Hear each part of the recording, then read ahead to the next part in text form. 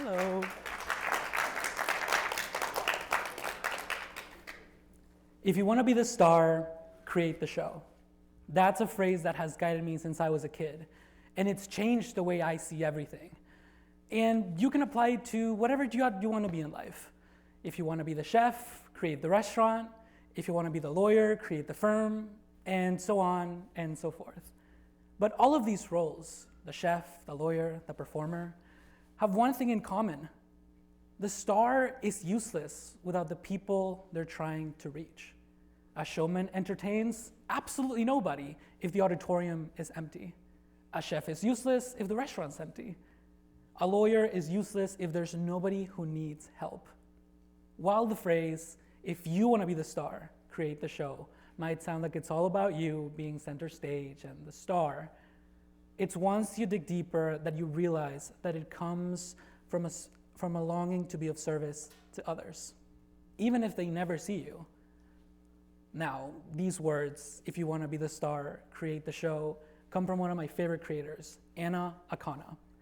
She's one of the writers and filmmakers who impacted me at a very young age. And honestly, one of the biggest reasons I'm in the brutally cold and incredibly rewarding path of film and television.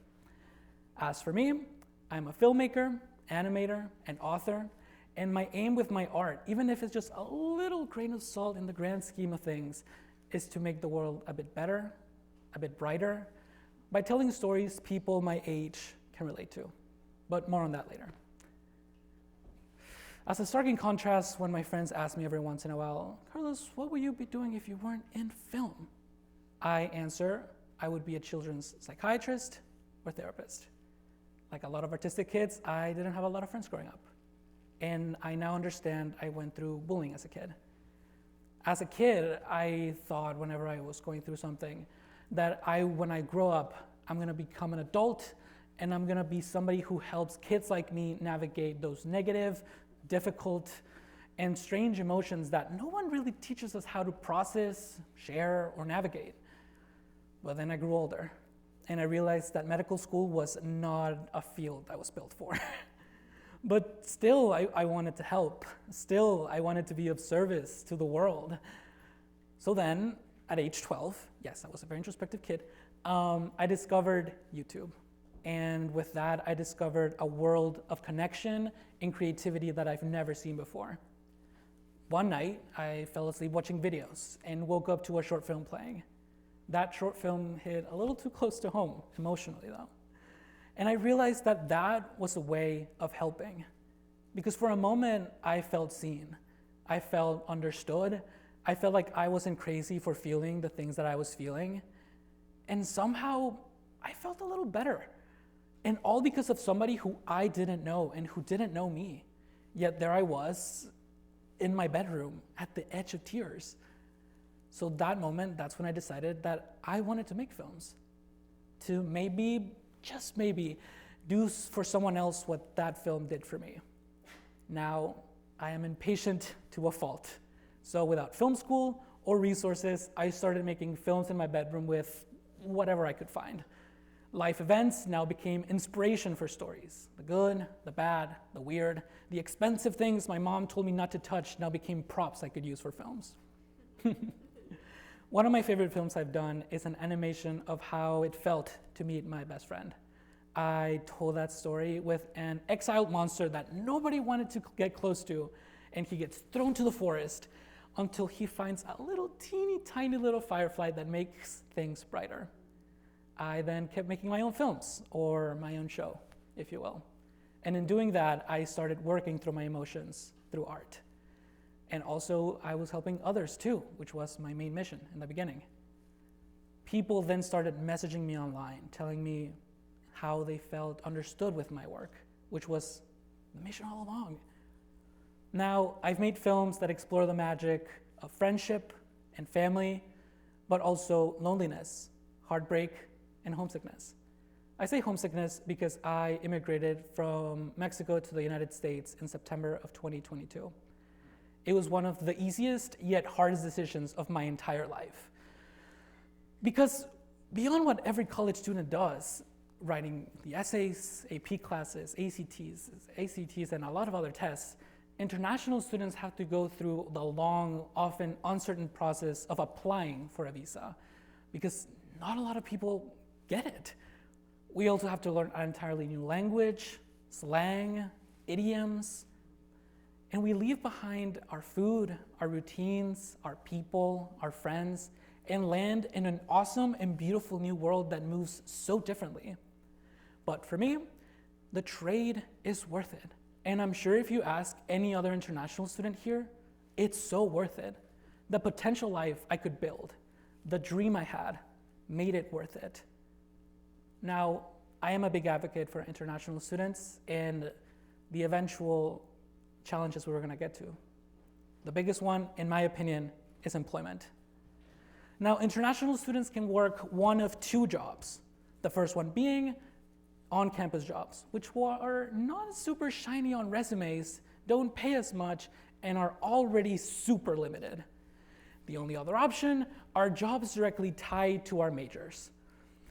So, for example, as a film major, I can't work at a coffee shop on the weekends to get extra money for groceries or whatever, video games, I don't know. That would literally put me at risk of deportation. And as we know, the world is changing. So I want to share a story with you guys. Recently, I landed a paid internship at a major film studio in California. I'm talking major. I applied to over 100 places, and finally, a couple months ago, I heard back, and I got the job. So I started, I started onboarding, and I started doing the paperwork, and the school has to help you out because visa and paperwork is a long process. And a couple weeks ago, I get a phone call. It's for my job, and I'm like, hell yeah, hello. And they're like, hey, this is Carlos, right? And I'm like, yeah, what's up? And they're like, you're on an F1 visa. I'm like, yes. And they're, oh yeah, we don't hire international students. Sorry, hang up. I was heartbroken because that is something that all of us are gonna get to eventually as international students. Mind you, it is legal for me to work here. It was also aligned to my major, but the issue wasn't paperwork. It was that the company just didn't want to invest the time or the money to getting me long term. Now, I'm a lot of things, but I am not a complainer, so I'm not here to complain. I'm just here to state the facts. Because that, my friends, is life. Now, you might hear that story and say, well, what are you gonna do now? If the places you wanna work for, some of them won't even take you, what's left? And I can't take a campus job, I'm about to graduate. So, back to the beginning. If you wanna be the star, create the show. Because my life is completely up to me, not my friends, not my family, not a company. If I wait around for the perfect opportunity to fall on my lap, I might be waiting forever. So I've decided to take it upon myself to make as many films as I humanly can. Because maybe, just maybe, those films might be a ticket to somewhere else. And it might not be that company. It might not be to a lot of places you want. But my films have given me a ticket to so many other places. I've been featured in the Chicago Tribune as this country's up-and-coming filmmakers. I've also been on a film festival tour for the past 2 years where I've toured festivals and venues all across the US and a couple outside of the country. And they're the reason I'm here talking to you today. They are the main reason I believe in the immense power of doing your own thing and not giving up. Simple ideas, hard-earned practice. Life would be so much easier without sacrifices. But all of us, at some point, have to make the difficult decisions in life in the hopes of building something beautiful. So if you want to be the star and you want to make your own show, now stay with me because I'm about to exhaust the metaphor a whole lot more. You need to build a stage, set the lights, place the seats. But at the end of the day, you have to open up the doors. Now, while I didn't become a children's psychiatrist or therapist, I do still try to help through stories. Because maybe in the future, there's gonna be a kid like me who will stumble across one of my short films in the middle of the night and feel a little bit more understood. Because that's what I hope for. That's what keeps me going. Because being the star was never about being in the spotlight. It's all about building something, a film, an idea, a story, a feeling that gives light to somebody else.